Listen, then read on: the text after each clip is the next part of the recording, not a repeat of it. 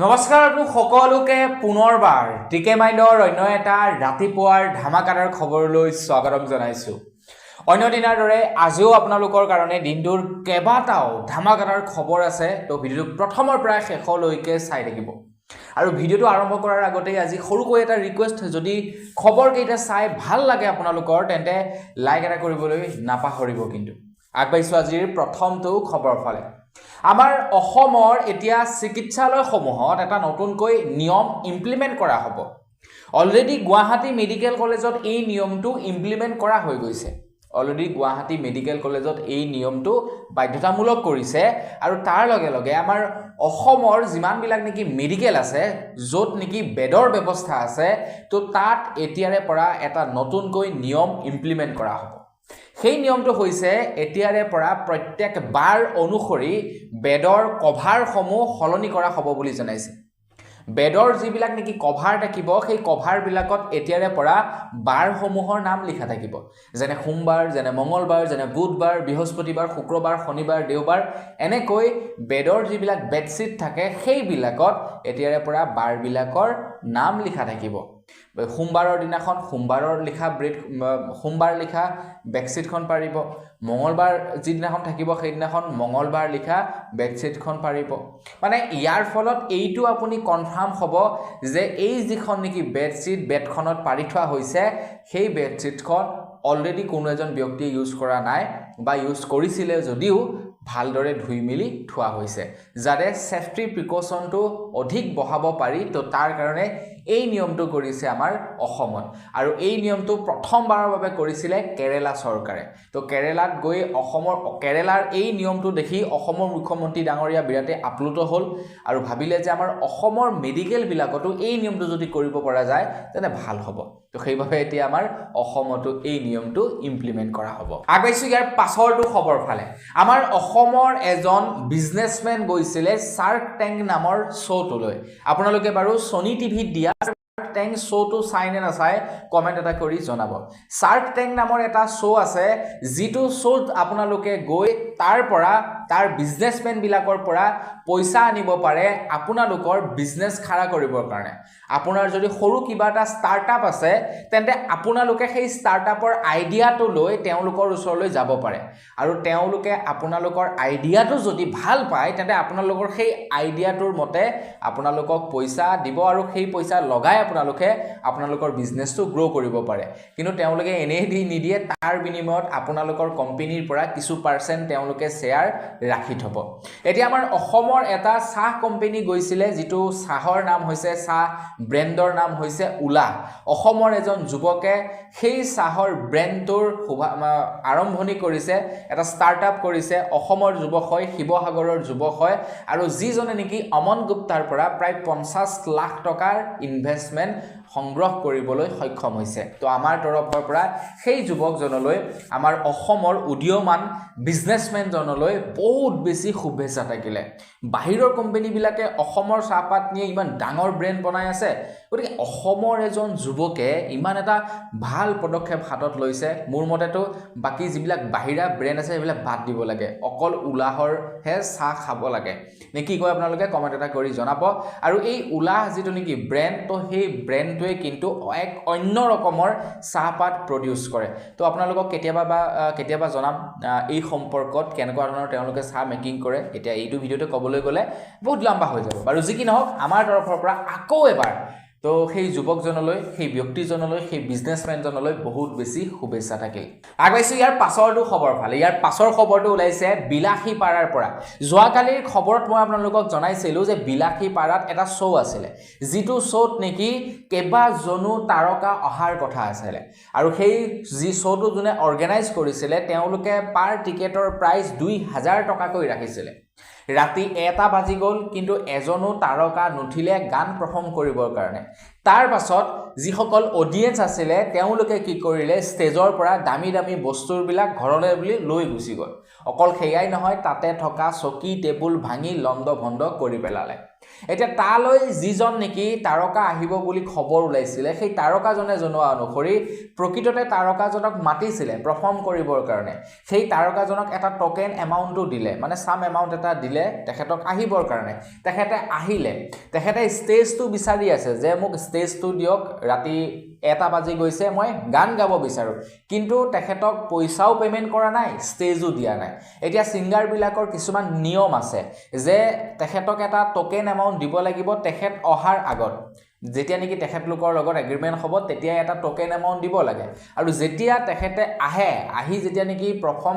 মানে কৰিব আৰু জাস্ট আগত তেখেতক টোটেল পেমেন্ট ক্লিয়াৰ কৰি দিব লাগে কিন্তু তেখেতলোকে কি কৰিলে সেই সিঙ্গাৰ কিজনক পেমেন্ট কৰাটো বাদেই কোনো লোককে পেমেন্ট নকৰিলে আনকি লাইটৰ যিবিলাক নেকি মানুহ আছিলে পেন্ডেলৰ যিবিলাক নেকি মানুহ আছিলে তেওঁলোকৰ পৰ্যন্ত পইচা বলে নাই দিয়া টোটেলি এটা স্কেম আছিলে বুলি জনাইছে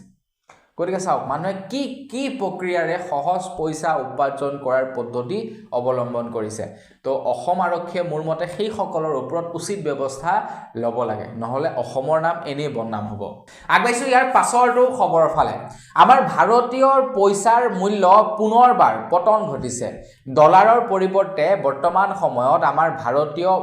পইচাৰ মূল্য হৈ গৈছেগে 87.16 रुपीस 87.16 रुपीस যোৱা মাহলৈকে 86 আছিলে কিন্তু এইবাৰ 87 रुपीस হৈ গলগে মানে আপুনি যদি সাপোজ আমেৰিকাৰ পৰা এটকা এটা উপাৰ্জন কৰি ভাৰতলৈ লৈ আনে তেতিয়া আপুনি 87.16 টকা পাব ভাৰতীয় পইচা কিন্তু আপোনালোকে যদি আমাৰ ভাৰতৰ পৰা আমেৰিকালৈ যায় আপোনালোকে যদি ভাৰতীয় পইচা 87.16 টকা দিয়ে তেতিয়াহে আমেৰিকাৰ $1 এটা লাভ কৰিব মানে আমেৰিকা ডলাৰৰ তুলনাত আমাৰ ভাৰতৰ পইচাৰ মূল্যটো এতিয়া যথেষ্ট পৰিমাণৰ কমি গৈছে আগবাইছো ইয়াৰ পাছৰটো খবৰ ফালে কুম্ভ মেলালৈ যাবৰ কাৰণে বৰ্তমান সময়ত ট্ৰেইনৰ বিৰাটেই দিগদাৰ যোৱাকালি আপোনালোকক কৈছিলো যে প্ৰায় 20খনকৈ স্পেচিয়েল ট্ৰেইনৰ যোগাৰ কৰি দিয়া হৈছে কুম্ভ মেলালৈ যাবৰ বাবে মানুহৰ হেতা ওপৰে লাগিছে কিন্তু ফ্লাইটত যাব নোৱাৰে টিকটৰ প্ৰাইস অধিক ট্ৰেইনত যাব পৰা নাই কাৰণ ট্ৰেইনত টিকট পাবলৈ টান হৈ গৈছে এটা গাড়ীৰেটো সকলোৱে যাব নোৱাৰে সকলোৰে ওচৰত নিজা গাড়ী নাথাকে এতিয়া সেইভাবে কি কৰিছিলে ইন্ডিয়ান ৰেলৱে ডিপাৰ্টমেন্টৰ ফালৰ পৰা সকলোৰে কথা চিন্তা কৰি 20খনকৈ স্পেচিয়েল ট্ৰেইনৰ যোগাৰ কৰি দিছিলে এতিয়া আমাৰ অসমৰ পৰা কি বাৰত সেই কেইখন বা কেই তাৰিখে সেই স্পেচিয়েল ট্ৰেইনখন চলিব খবৰ লোৱা অনুসৰি 8 আৰু 22 ফেব্ৰুৱাৰীত চলিব কামাখ্যা টু টুগুলা আৰু নাহৰলগুন টু টুগুলা স্পেচিয়েল ৰেল চলিব বুলি জনাইছে নাহৰলগুনৰ পৰা এখন চলিব এখন কামাখ্যাৰ পৰা চলিব গতিকে আপোনালোকে যাব পাৰিব যদি যাব বিচাৰে 8 আৰু 22 তাৰিখে আগবাইছো ইয়াৰ পাছৰটো খবৰ ফালে যোৱাকালি আছিলে সৰস্বতী পূজাৰ দিনাখন লৰাবিলাকে অত্যাধিক ষ্টান্ট কৰিছে সেইটোতো আৰু দেখা শুনা কথা সাল মাৰিছে বুলি ক'ব পাৰি এক প্ৰকাৰে বাইক লৈ হেলমেট পিন্ধা নাই পাছফালে ছোৱালী এজনী চলাই উঠাইছে একদম পুৰা সাল মাৰিছে আৰু যোৱাকালি লৰাবিলাকৰ দিন আছিল আৰু বাৰু যি কি নহওক আপোনালোকে যোৱাকালি ঘূৰিবলৈ গৈছিল না নাই যোৱা কমেন্ট এটা কৰি জনাব তো মই ঘূৰিবলৈ গৈছিল নাই যোৱা যদি এইবিলাকৰ বিষয়ে জানিব বিচাৰে মোক ইনষ্টাগ্ৰামত ফলো কৰি লব মই ইনষ্টাগ্ৰামত আপডেট দি থাকো কৰবাত যদি যাও কিবা কৰিছো সকলো আপডেট দি থাকো ইনষ্টাগ্ৰামত মোক ফলো কৰি লব tkmind.real মোৰ ইনষ্টাগ্ৰাম আইডি ভিডিও ডেসক্ৰিপচনত লিংক দিয়া আছে তো আগবাইছো খবৰটোৰ ফালে তো যোৱাকালি লৰাবিলাকে বিৰাট সাল মাৰিছে কিন্তু গুৱাহাটী মহানগৰীৰ পৰা খবৰ ওলাইছে যে যোৱাকালি এনেকুৱা সাল মাৰি থকা বাইক আৰোহী বা ষ্টান্ট মাৰি থকা বাইক আৰোহী প্ৰায় 22 জনক আটক কৰিছে বুলি জনাইছে আৰু 23খন বাইক জব্দ কৰিছে যোৱাকালি গুৱাহাটী মহানগৰীত প্ৰায় 23খনকৈ বাইক জব্দ কৰিছে গুৱাহাটী প্ৰশাসনে মানে চাল মাৰি আছিল পুৰা হেলমেট পিন্ধা নাই ষ্টান্ট কৰি আছিল চাল মাৰাটো নহয় মানে ষ্টান্ট কৰি থকা বিলাকৰ বাইক বিলাক জব্দ কৰিছে এতিয়া আমাৰ অসমত ঠিক তেনেকুৱাই কৰা হ'ব প্ৰত্যেক দিনাই যদি কোনোবাই ষ্টান্ট কৰে বাইক ধৰিব আৰু ডাইৰেক্ট থানালৈ লৈ যাব আগবাইছো ইয়াৰ পাছৰটো খবৰ ফালে উচ্চতম ন্যায়ালয়ৰ এজন অধিবক্তাৰ ওপৰত মানহানিৰ গোচৰ ৰুজু কৰিলে ৰিনিকি ভূঞা শৰ্মাই এতিয়া ৰিণিকী ভূঞা শৰ্মা কোন আপোনালোকে নিশ্চয় চিনি পায় মানে আমাৰ ক'বলৈ গ'লে সাৰ্বজনীন মামী মানে আমাৰ সকলোৰে মামা ডক্টৰ হিমন্ত বিশ্ব শৰ্মাদেৱৰ পত্নী তো বন্ধু বান্ধৱীসকল খবৰ ওলাইছে উচ্চতম ন্যায়ালয়ৰ জ্যেষ্ঠ অধিবক্তা উপমন্যু হাজৰিকাৰ বিৰুদ্ধে মানহানিৰ গোচৰ ৰুজু কৰিছে মুখ্যমন্ত্ৰীৰ পত্নী ৰিণিকী ভূঞা শৰ্মাই কি কাৰণে মানহানিৰ গোচৰ ৰুজু কৰিছে তো 23 জানুৱাৰী তাৰিখত এখন সংবাদমেলৰ জৰিয়তে উপমন্যু হাজৰিকাই কি কৰিছিলে এটা অভিযোগ আনিছিলে মন্ত্ৰী হিমন্ত বিশ্ব শৰ্মাদেৱৰ পত্নীৰ ওপৰত আৰু এই অভিযোগটো আছিলে যে মন্ত্ৰীৰ পত্নীৰ মাটিৰ বাবে ঘাইপথ সলনি কৰি দিয়া হ'ল বুলি জনাইছে মানে ঘাইপথৰ মানচিত্ৰ সলনি কৰি দিয়া হ'ল মুখ্যমন্ত্ৰীৰ পত্নীৰ মাটি থকাৰ বাবে আৰু এই অভিযোগটো যেটো আনিছিলে তো সেই অভিযোগৰ ভিত্তিত এতিয়া মুখ্যমন্ত্ৰীৰ পত্নী ৰিণিকী ভূঞা শৰ্মাই সেই অধিবক্তাজনৰ ওপৰত মানহানিৰ গোচৰ ৰুজু কৰিছে বুলি জনাইছে অধিবক্তাও হাৰি নাযাব মানে আগবাইছো ইয়াৰ পাছৰটো খবৰ ফালে আমাৰ অসমত বাৰু বৰ্তমানলৈকে ডক্টৰ হিমন্ত বিশ্ব শৰ্মাদেৱ মুখ্যমন্ত্ৰী হৈ থকা অৱস্থাত ঘাইপথ নিৰ্মাণ কৰাৰ বাবে কিমান টকাৰ খৰচা কৰিছে আপোনালোকৰ কিবা আইডিয়া আছেনে যোৱাকালি মন্ত্ৰী হিমন্ত বিশ্ব শৰ্মাদেৱ গৈছিলে দিল্লীলৈ মন্ত্ৰী হিমন্ত বিশ্ব শৰ্মাদেৱ দিল্লীলৈ যাওঁতে নীতিন গাডকাৰীদেৱক লগ কৰিছিলে আৰু নীতিন গাডকাৰীদেৱক লগ কৰি অহাৰ পাছত মন্ত্ৰী হিমন্ত বিশ্ব শৰ্মাদেৱে এই তথ্য দাঙি ধৰিছে যে এতিয়া পৰ্যন্ত মন্ত্ৰী হিমন্ত বিশ্ব শৰ্মাদেৱৰ চৰকাৰে 1 লাখ কোটি টকাৰ কাম সম্পূৰ্ণ কৰিছে বুলি জনাইছে 1 লাখ কোটি টকাৰ কেৱল ৰাস্তা বনোৱাৰ কাম সম্পূৰ্ণ কৰিছে বুলি জনাইছে মন্ত্ৰী হিমন্ত বিশ্ব শৰ্মাদেৱৰ 5 বছৰীয়া কাৰ্যকাল যাবৰে হ'ল তো তেখেতৰ এই কাৰ্যকালত 1 লাখ কোটি টকাৰ তেখেতে কাম কৰিছে কেৱল ঘাইপথৰ মানে ৰাস্তা নিৰ্মাণ কৰাৰ ক্ষেত্ৰত 1 লাখ কোটি টকা ব্যয় কৰিছে আগবাইছো ইয়াৰ পাছৰটো খবৰ ফালে যোৱাকালি আছিলে সৰস্বতী পূজা আপোনালোকৰ বাৰু আচল মালাকাৰৰ কথা মনত আছেনে সেই গৰাকী বিশেষ ছোৱালী যিগৰাকী বিশেষ ছোৱালীয়ে ফটা পেণ্ট পিন্ধি ফটা শাৰী পিন্ধি প্ৰত্যেকটো সৰস্বতী পূজাতে ভিডিঅ' বনায় আৰু এটা ট্ৰেণ্ড ক্ৰিয়েট কৰে আৰু তেখেতৰ ভিডিঅ'টো ভাইৰেল হৈ পৰে ছ'চিয়েল মিডিয়াত এই বছৰলৈকে প্ৰায় 3 বছৰ কণ্টিনিউ তেখেতে সেই ট্ৰেণ্ড ফলো কৰি আহিছে তো এইবাৰো তেখেতে ফলো কৰিছে সেই ট্ৰেণ্ডটো আৰু এটা লুকত যোৱাকালি এটা ভিডিঅ' দেখা পোৱা গৈছে ইনষ্টাগ্ৰামত যদি আপোনালোকে ইনষ্টাগ্ৰামৰ সেই ভিডিঅ'টো চাব বিচাৰে তেন্তে আপোনালোকে আচল মালাকাৰ বুলি ইনষ্টাগ্ৰামত সাৰ্চ কৰিব তেন্তে আপোনালোকে সেই ভিডিঅ'টো চাব পাৰিব আচল মালাকাৰৰ এই বৰ্ষৰ যেটো নেকি ভাইৰেল ভিডিঅ' যেটো ভাইৰেল ষ্টেপ তো যেটো নেকি ট্ৰেণ্ড আছে তেখেতৰ সেই ট্ৰেণ্ডটো আপোনালোকে চাব পাৰিব এইবাৰো মানে বহুতে অপেক্ষা কৰি আছিল যে আচল মালাকাৰৰ সেই ভিডিঅ'টো ওলাব আৰু চাম তো আমাৰ অসমত এতিয়া ৰোষ্টাৰ বিলাক নাই কাৰণে অকনমান বাচিছে মানে ৰোষ্টাৰ ইউটিউবাৰ বিলাক তো আজিকালি নাই তো ৰোষ্ট কৰা ইউটিউবাৰ নাই বুলি ক'লে বেয়া নহয় মিষ্টাৰ ৰাজা আছিলে হিউ আজিকালি খুব কমেই ভিডিঅ' বনায় মাহেকত দুটামান ভিডিঅ' বনায় সি বাপকে তাৰ পাছত অসমৰ ডেকা হিউ প্ৰায় ভিডিঅ' নবনোৱা হৈছে টেঙা নিদিবা হিউ মাজে সময়ে বনায় তো ৰোষ্টাৰ কিজন অকনমান হেমেকা হৈছে বুলিহে বাচিছে নহলে ফালি পেলালে হেনচাগেটা আগবাইছো ইয়াৰ পাছৰটো খবৰ ফালে ইয়াৰ পাছৰ খবৰটো ওলাইছে মণিপুৰৰ মুখ্যমন্ত্ৰীৰ ওপৰত তো মণিপুৰৰ মুখ্যমন্ত্ৰী ডাঙৰীয়াৰ এটা অডিঅ' ক্লিপ ভাইৰেল হৈছে আৰু সেই অডিঅ' ক্লিপটো এতিয়া ফৰেনচিক টিমৰ ওচৰলৈ পঠোৱা হৈছে সেই অডিঅ' ক্লিপটো ৰিচাৰ্চ কৰিবৰ কাৰণে যে অৰিজিনেলি মণিপুৰৰ মুখ্যমন্ত্ৰীৰ সেই অডিঅ' ক্লিপটো হয়নে তো তাৰ মানে ৰিচাৰ্চ কৰিবৰ কাৰণে এতিয়া সেই অডিঅ' ক্লিপটো ফৰেনচিক টিমৰ ওচৰলৈ পঠোৱা হৈছে এতিয়া সেই অডিঅ' ক্লিপটোত আছিলে কি তো সেই অডিঅ' ক্লিপটোত মানে কিছুমান এনেকুৱা মন্তব্য আছিলে যিবিলাক মন্তব্যৰ পৰা এইটো প্ৰমাণিত হৈছে মণিপুৰত যি নেকি হিংসা চলি আছিলে ইমান দিনে তো সেই হিংসাৰ লগত মুখ্যমন্ত্ৰী গৰাকী জড়িত আছে তো সেই অডিঅ' ক্লিপটো মানে এটা ভাইৰেল হৈছে সেই অডিঅ' ক্লিপটোত সেইটো স্পষ্ট হৈছে এটা ডাইৰেক্টলি আৰু কাৰোবাৰ এটা অডিঅ' ক্লিপ শুনিলে সেইটোতো প্ৰমাণিত কৰিব নোৱাৰি যেহেতু আজিকালি কাৰোবাৰ অডিঅ' বা কাৰোবাৰ ভইচ ক্ৰিয়েট কৰাটো একেবাৰে সাধাৰণ কথা এতিয়া আমাৰ অসমৰ মুখ্যমন্ত্ৰী ডাঙৰীয়াৰ অডিঅ' কপি কৰাই আমাৰ অসমত বহুতো মানুহ আছে হয়তো হিসাব কৰিলে চাগে লাখৰ ওচৰা-ওচৰি ওলাব মন্ত্ৰী Himanta Biswa শৰ্মাদেৱৰ voice same to same উলিয়াই দিব মানে খুবহু উলিয়াই দিব গতিকে অডিঅ' ক্লিপ এটাৰ ভিত্তিত কোনো এজন ব্যক্তিক জাজমেণ্ট দিয়াটোতো কোনো যুক্তিসংগত নহ'ব তো সেইবাবে প্ৰমাণীকৰণ কৰিবলৈ ফৰেনচিক টিমৰ ওচৰলৈ পঠাইছে এতিয়া ফৰেনচিক টিমে সেইটো জাজ পৰ্টেল কৰিব যদি প্ৰমাণিত হয় মুখ্যমন্ত্ৰীয়ে জড়িত আছিলে বুলি তেন্তে তেখেত আৰু ফচি গ'ল আগবাইছোঁ ইয়াৰ পাছৰটো খবৰ ফালে যোৱাকালি এটা ভিডিঅ' ক্লিপ ভাইৰেল হৈছিলে ছ'চিয়েল মিডিয়াত যিটো ভিডিঅ' ক্লিপ আছিলে কুম্ভ মেলাৰ পৰা তো খবৰ ওলাইছে কুম্ভ মেলাত কোনোবা এজন ব্যক্তিয়ে মাংস বনাই আছিলে তাৰ পাছত এজন বাবাই গম পালে বাবাই গম পাই গোটেই মাংস চাংখ লুটিয়াই পুটিয়াই একদম দলিয়াই পেলাই দিলে আৰু সেইটো কৰিবলগীয়া কথাও এতিয়া সেই ভিডিঅ'টো আপোনালোকে বাৰু চাইছিলে নেকি কমেণ্ট এটা কৰি জনাব অৰিজিনেল হয় নে নহয় সেইটো প্ৰমাণীকৰণ কৰিব পৰা নাই যিহেতু ছ'চিয়েল মিডিয়াত তেনেকুৱা ঢেৰ ভিডিঅ' ভাইৰেল হৈ থাকে আৰু যি কি নহওক ভিডিঅ'টো দেখা অনুসৰি কুম্ভ মেলাৰে হয় যেন লাগিছে কিন্তু যিজনে কৰিছে যদি প্ৰকৃততে সঁচাকৈ কুম্ভ মেলাৰ ভিডিঅ' হয় আৰু কুম্ভ মেলাতে যদি প্ৰকৃততে মাংস বনাইছে তেন্তে কিন্তু এইটো বহুত বেয়া কাম কৰিছে বুলি মই ভাবো আপুনি কি ভাবে সেইটো আপোনাৰ মন্তব্য জনাই থৈ যাব আগবাইছো ইয়াৰ পাছৰটো খবৰ ফালে ইয়াৰ পাছৰ খবৰটো ওলাইছে মহিলাসকলৰ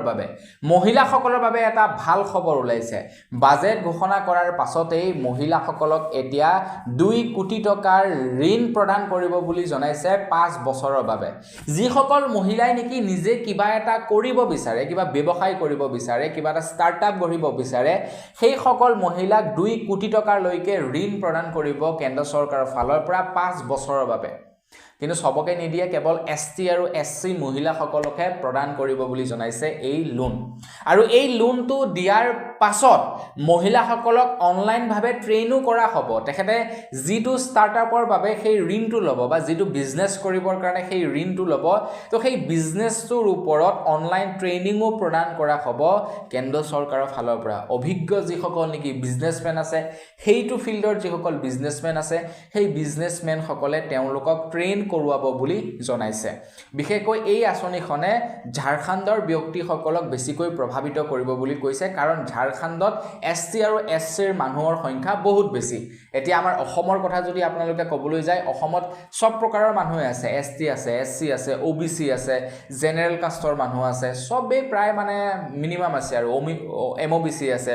এসটি এসসি বেছিকৈ আছে বুলি ক'ব নোৱাৰি কিন্তু ঝাৰখণ্ডত এসটি আৰু এসসি মানুহৰ সংখ্যাটো বেছি এতিয়া ঝাৰখণ্ডৰ মানুহবিলাকে এই আঁচনিখনৰ ফলত বেছি লাভান্বিত হ'ব আগবাইছো ইয়াৰ পাছৰটো খবৰ ফালে ইয়াৰ পাছৰ খবৰটো ওলাইছে শেয়াৰ মাৰ্কেটৰ ওপৰত কিছুদিনৰে পৰা শেয়াৰ মাৰ্কেট ডাউন হৈ আছে কিছুদিনৰে পৰা শেয়াৰ মাৰ্কেটত পইচা ইনভেষ্ট কৰা সকলে পইচা লছৰ সন্মুখীন হ'ব লগা হৈছে বাজেট ঘোষণা কৰাৰ আগত খবৰ ওলাইছিল যে শেয়াৰ মাৰ্কেটত প্ৰায় 9 লাখ কোটি টকাৰ ঘাটা হৈছিল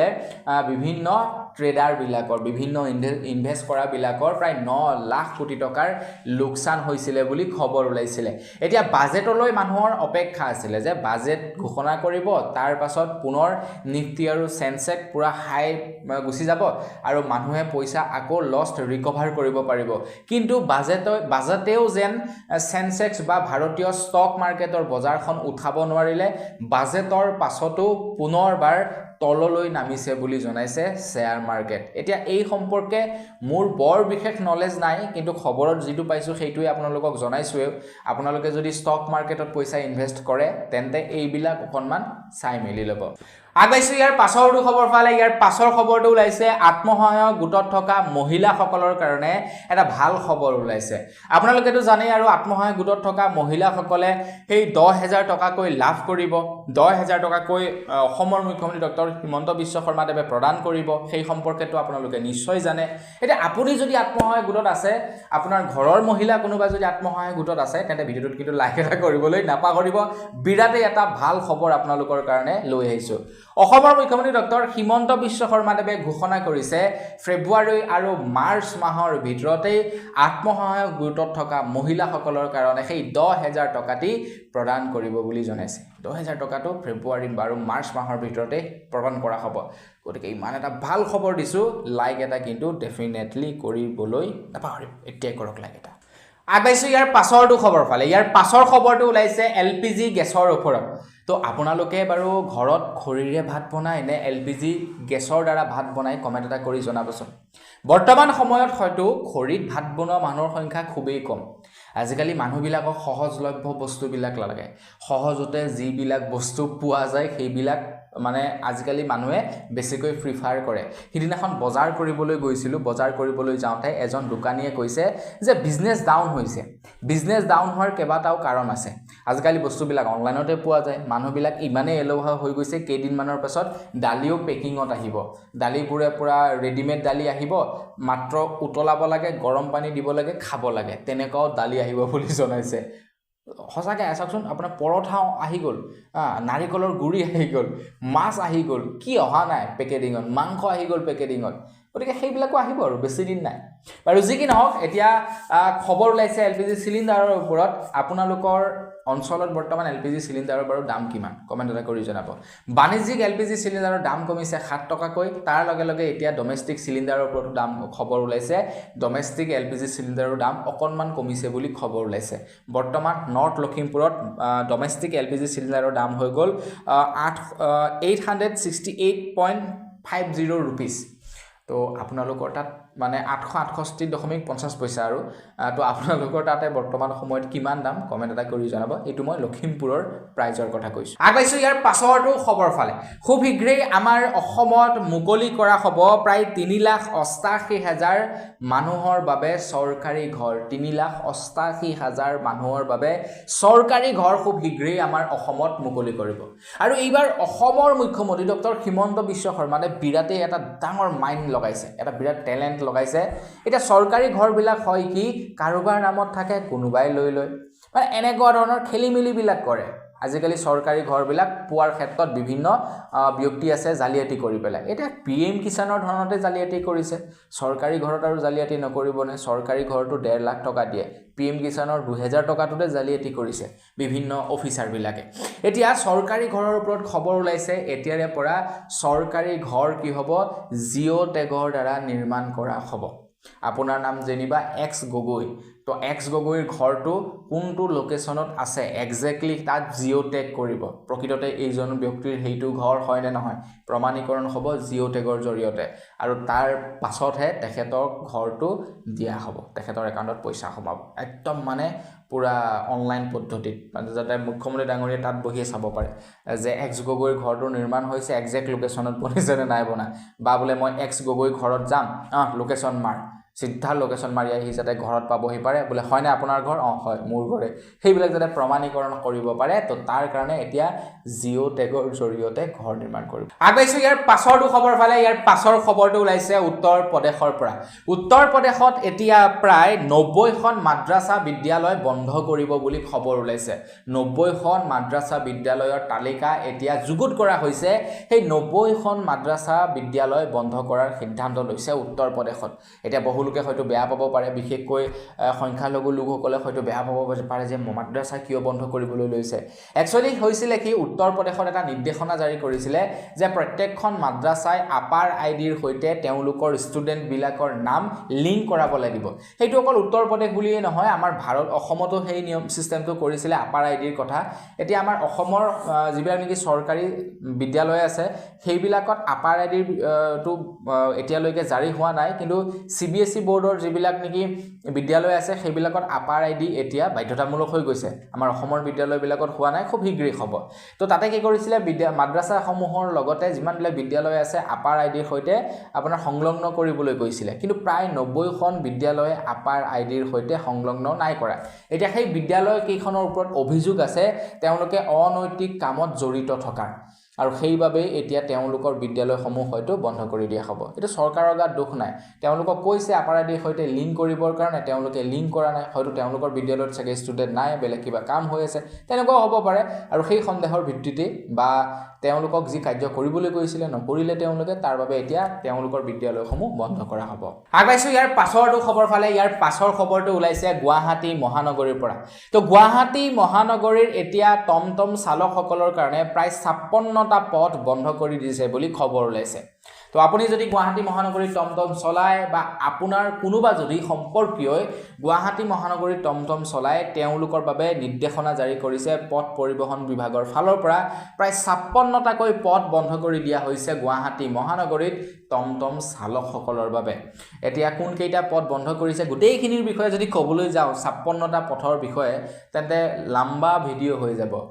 কেই মিনিটৰ ভিডিঅ' হ'বগৈ তাৰ কোনো ঠিক নাই গতিকে আপোনালোকে নটিছখন চাই ল'ব আপোনালোকে জানি ল'ব কোন কেইটা পদ বন্ধ কৰিছে নহ'লে আকৌ পাছত আপোনালোকে ফাইন ভৰিব লাগিব আৰু এনেও বাৰু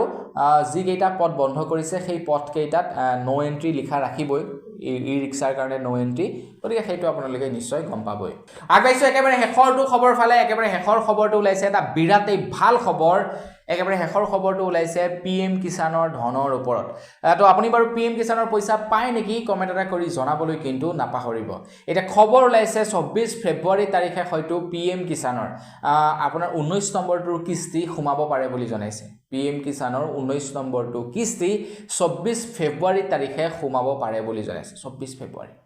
গতিকে আপোনালোকে পায় নে নাপায় বাৰু জনাব যদি পায় তেনেহ'লে 24 ফেব্ৰুৱাৰীত আপোনালোকৰ পিএম কিষাণৰ কিস্তি আহি যাব তো বন্ধুবান্ধৱীসকল বছ আজিৰ ভিডিঅ'ত জনাবলগীয়া খবৰ ইমান কেইটাই আছিলে খবৰকেইটা জানি কেনে লাগিলে কমেণ্ট কৰি জনাব যদি ভাল লাগিলে লাইক এটা কৰিব চেনেল যদি ছাবস্ক্ৰাইব কৰা নাই ছাবস্ক্ৰাইবটো কৰি ল'ব